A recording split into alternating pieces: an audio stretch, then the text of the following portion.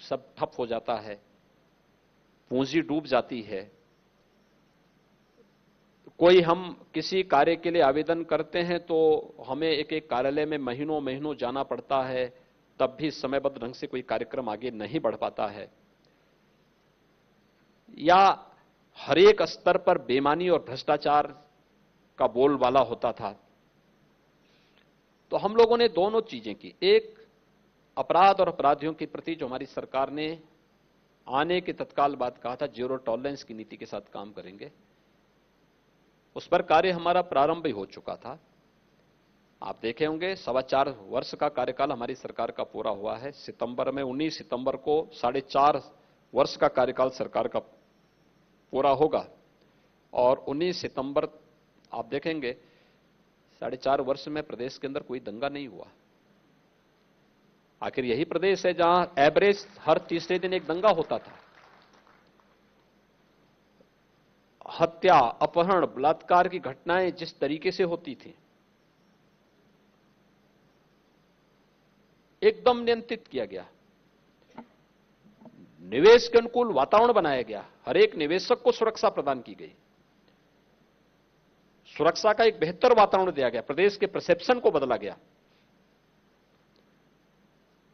Single window system के माध्यम से हम लोगों ने सभी व्यवस्थाओं को बहुत सरल किया, आसान किया और निवेश के लिए हम लोगों ने 21-22 अलग अलग सेक्टर से जुड़ी हुई पॉलिसीज तैयार करके उसको पब्लिक डोमेन में डाल करके पब्लिक कमेंट भी लिए और फिर उसकी पॉलिसी तैयार करते हुए उसको लॉन्च भी कर दी। 6 महीने के बाद मैंने अपनी टीम से फिर कहा, मैंने कहा भी आप जाइए निवेशकों से बातचीत करिए, कितने लोग आते हैं। हमारी टीम को तब भी इतना वो नहीं था। वो लोग आए, उन्होंने कहा 20 से 25 हजार करोड़ का निवेश मिल जाएगा। मैंने कहा भी जहां जीरो था वहां 25,000 पे पहुंचे ना। मैंने कहा यूपी की आबादी 22 करोड़ है, उस समय 22 करोड़ की आबादी थी, 22-23 करोड़ की आबादी थी। मैंने कहा एक काम करो कि यूपी की आबादी को देख के इस 20-25 को थोड़ा 2 लाख तक पहुंचाइए आप। उन्होंने कहा नहीं हो पाएगा। मैंने कहा देखो 6 स्थान तय करो देश के अंदर जहां आप रोड शो करिए, किसी एक में मैं आऊंगा और जिसमें मैं आऊंगा मैं उसमें आपको इस बात के लिए गारंटी देता हूं कि मेरे आने के बाद 2 से 2.5 लाख करोड़ का निवेश मैं उसी दिन लेके आ जाऊंगा आपके लिए। ये टीम गई हमारी, अलग अलग जगह गई। एक पहले दिल्ली गई, दूसरी कोलकाता गई, तीसरी हैदराबाद गई, चौथी बेंगलोर गई, 5वीं अहमदाबाद गई। कुल मिलाकर के 25,000 करोड़ का ये लोग लेकर के आ गए। और फिर छठी में मैं मुंबई स्वयं गया और मुंबई जिस दिन मैं गया हर एक बड़े निवेशक से मैंने स्वयं बातचीत की और 2.5 लाख करोड़ रुपए का प्रस्ताव उसी दिन मुझे प्राप्त हो गया था। और जब आदरणीय प्रधानमंत्री जी से हम लोगों ने यूपी के पहले इन्वेस्टर समिट का उद्घाटन कराया था, उस समय हम लोगों को 4 करोड़ 67 लाख करोड़ रुपए का निवेश का प्रस्ताव प्राप्त हुआ। अब तक हम लोग 3.5 लाख करोड़ रुपए से अधिक के निवेश के प्रस्ताव को जमीनी धरातल पर उतार चुके हैं। 1 करोड़ 61 लाख से अधिक नौजवानों को प्रदेश के अंदर ही नौकरी और रोजगार उपलब्ध करवा चुके हैं।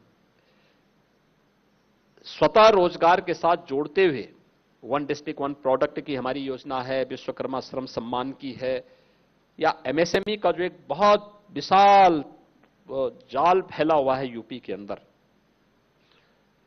इसके अनुकूल वातावरण देने का परिणाम क्या है? लगभग 60 लाख से अधिक नौजवानों को हम इसमें उस रोजगार के साथ जोड़ चुके हैं और मुझे बताते हुए प्रसन्नता है कि 4.5 लाख नौजवानों को प्रदेश के अंदर सरकारी नौकरी भी हमारी सरकार अब तक उपलब्ध करा चुकी है।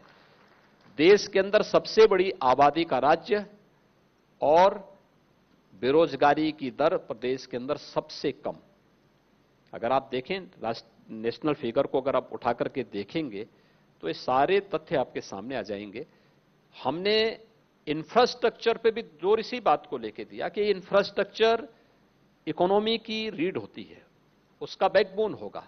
हम पूर्वांचल एक्सप्रेस वे बना रहे हैं तो केवल एक सड़क नहीं बना रहे हैं, इस सड़क के साथ साथ अलग अलग स्थानों पर औद्योगिक क्लस्टर भी हम विकसित करने जा रहे हैं। तो पूर्वांचल का पानी और जवानी दोनों काम आएगा यहाँ के? पूर्वांचल का पानी और पूर्वांचल की जवानी इतनी महत्वपूर्ण है कि दुनिया के तमाम देशों में नेतृत्व दे रहे हैं। तो लोकल लीडर्स पैदा होंगे यहाँ पर हाँ, उद्योग में और उत्तर प्रदेश में व्यापक पोटेंशियल है, उसको अवसर मिलना चाहिए, उसको अवसर मिलना चाहिए। वो हर एक फील्ड में जाकर बेहतरीन उपलब्धि हासिल करेगा।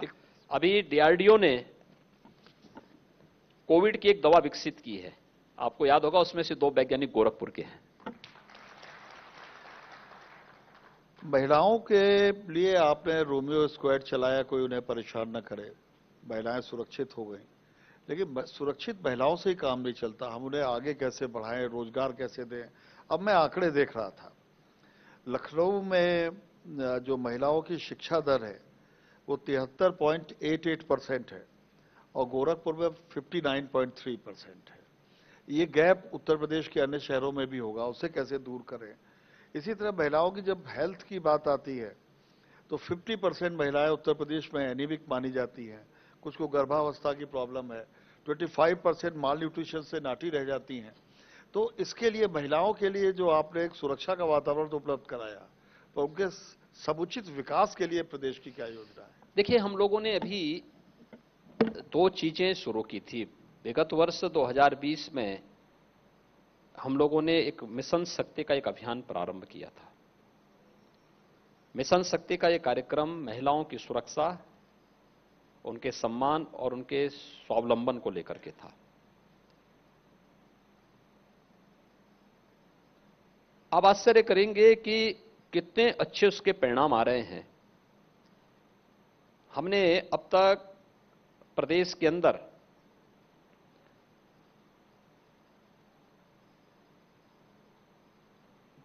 लगभग 52 लाख ऐसी महिलाओं के साथ सीधे संवाद बनाया है जो किसी न किसी महिला स्वयंसेवी समूह के साथ जुड़ी हुई हैं और स्वतः रोजगार के साथ काम कर रही हैं। देखिए, उसी में से एक महिला स्वयंसेवी समूह बुंदेलखंड में काम कर रहा है, बलिनी मिल्क प्रोड्यूसर के रूप में।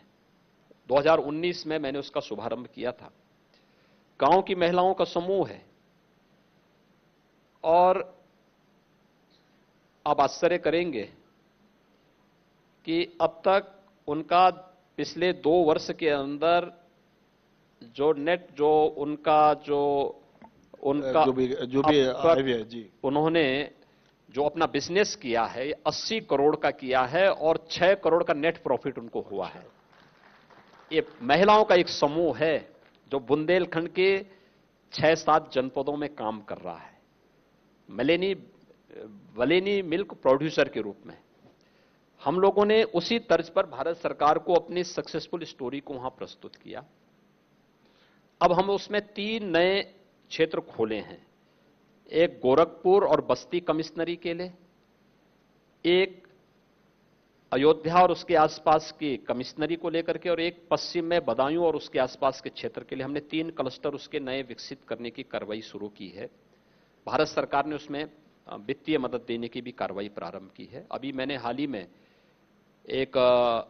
कोई भी महिला स्वयंसेवी समूह जब कार्य प्रारंभ करता है तो उनको हम लोग रिवॉल्विंग फंड देते हैं अपने कार्य को आगे बढ़ाने के लिए। तो वह अभी 42,000 ऐसी महिला स्वयंसेवी समूह को हम लोगों ने किया था। लगभग 4.5 लाख महिला स्वयंसेवी समूह काम कर रही हैं और उनके साथ 52 लाख जो महिलाएं हैं उनके साथ काम कर रही हैं। एक दूसरा, महिलाओं को ग्रेजुएशन तक शिक्षा फ्री। इसके अलावा मुख्यमंत्री कन्या सुमंगला योजना के माध्यम से बेटी के जन्म लेने से लेकर के और उसके सीनियर सेकेंडरी या उसके बाद सर्टिफिकेट या कोई डिप्लोमा या कोई डिग्री कोर्स करने तक 15,000 रुपए की राशि सरकार उसको उस बालिका के नाम पर उपलब्ध करवा रही है। बालिका शादी योग्य हो जाती है तो 51,000 रुपए की राशि सरकार उसको उपलब्ध करवाती है। हम आर्थिक रूप से महिलाओं को स्वावलंबी अगर बना लें तो वह स्वयं भी जागरूक हो सकते हैं, अपने परिवार को भी जागरूक कर सकती हैं। और इसीलिए सरकार ने सभी कदम उठाए थे, क्योंकि अभी हम लोगों ने जो एक नई जनसंख्या की नीति घोषित की है, जिसपे कुछ लोगों ने विवाद खड़ा करने का प्रयास किया था, ये नई जनसंख्या की नीति इसी बात को ध्यान में रखकर की गई। उसके फोकस, उसके पीछे क्या, जनसंख्या स्थिरीकरण के लिए हम लोग जागरूक करें, पहले एक जागरूकता का अभियान चलाएं। लेकिन उसका मुख्य फोकस क्या है, मातृ मृत्यु दर और शिशु मृत्यु दर को न्यूनतम स्तर पर लेके जाना है, न्यूनतम स्तर पर। अभी हम नेशनल एवरेज से भी काफी दूर हैं, यद्यपि पिछले 4 वर्षों के